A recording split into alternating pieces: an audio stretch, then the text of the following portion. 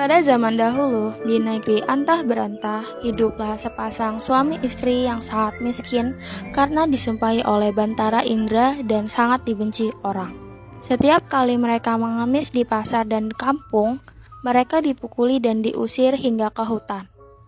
Oleh karena itu, tinggallah sepasang suami istri itu di hutan dan memakan batang kayu dan buah-buahan.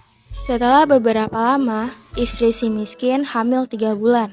Sang istri ingin sekali memakan buah mangga yang ditanam di taman raja.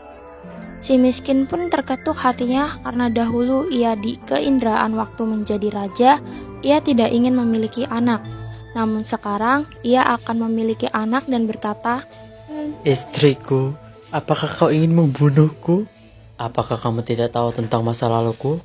Jangan meminta sesuatu, kita tidak bisa mengambil buah mangga yang ada di tanam raja." Setelah mendengar perkataan suaminya itu, ia semakin menangis. Dan suaminya berkata, "Diamlah istriku, jangan menangis. Aku akan mencarikanmu buah mangga itu dan memberikannya padamu." Lalu si miskin pergi ke pasar mencari buah mangga.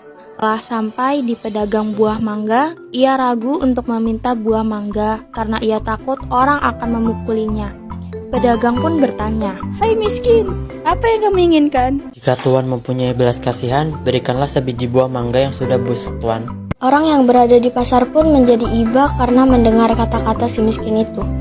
Lalu orang yang berada di pasar tersebut memberikan si miskin buah mangga, makanan dan bahkan pakaian serta buah-buahan lainnya. Si miskin pun heran karena biasanya ia diusir, dipukul hingga dilempari kayu dan batu.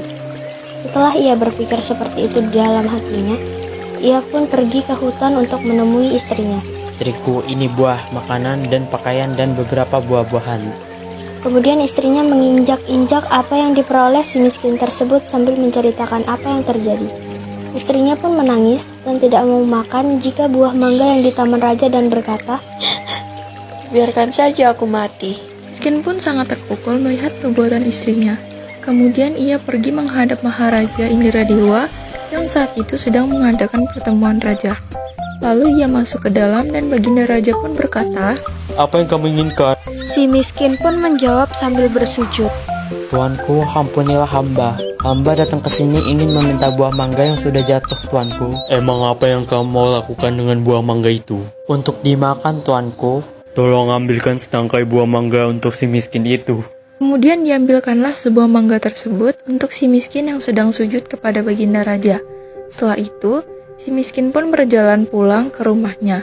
Setelah dilihat oleh sang istri akan si miskin datang membawa setangkai buah mangga, ia pun tertawa senang sambil memakan buah mangga tersebut. 3 bulan kemudian, sang istri menangis ingin makan buah nangka yang ditanam di taman raja. Dengan cara yang sama, si miskin pun mendapatkan buah nangka yang ditanam raja untuk istrinya yang sedang mengidam itu. Selama istrinya si miskin hamil, banyak makanan, pakaian, beras, dan peralatan yang diberikan kepadanya. Pada waktu yang baik dan tepat, pada malam hari 14 bulan itu, bulan bersinar terang. Kemudian pada waktu itu juga, istri si miskin melahirkan seorang anak laki-laki yang sangat baik dalam penampilan dan tampan. Anak itu diberi nama Marakarma, yang artinya anak di dalam kesulitan. Dengan takdir Allah Subhanahu wa Ta'ala melimpahkan kepada hambanya, si miskin pun menggali tanah untuk membuat tempat tinggal untuk keluarganya. Ketika ia menggali tanah untuk menancapkan tiang, ia menemukan telaju besar yang berisi banyak emas. Istrinya pun datang untuk melihat dan berkata, "Emas ini tak akan habis hingga anak cucu kita, suamiku." Ia pun menjadi kaya dan membeli barang-barang kebutuhan seperti kendi, otar-otar, pelana kuda, keris, dan sebagainya. Setelah kembali dari membeli barang-barang tersebut, ia mandi dengan jeruk nipis selalu menimang anaknya dan berseru, "Jika engkau sungguh-sungguh anak dewa yang ingin menerangkan wajah ayahmu ini, biarkan negeri di hutan ini menjadi negeri yang lengkap dengan kota, parit, dan istana serta menteri, rakyat, dan semua raja-raja besar." Terkabullah permintaan itu dan si miskin menjadi raja dan berganti nama menjadi Maharaja Indra Angkasa dan istrinya berganti nama menjadi Ratna Dewi dan negeri itu dinamakan Puspasari.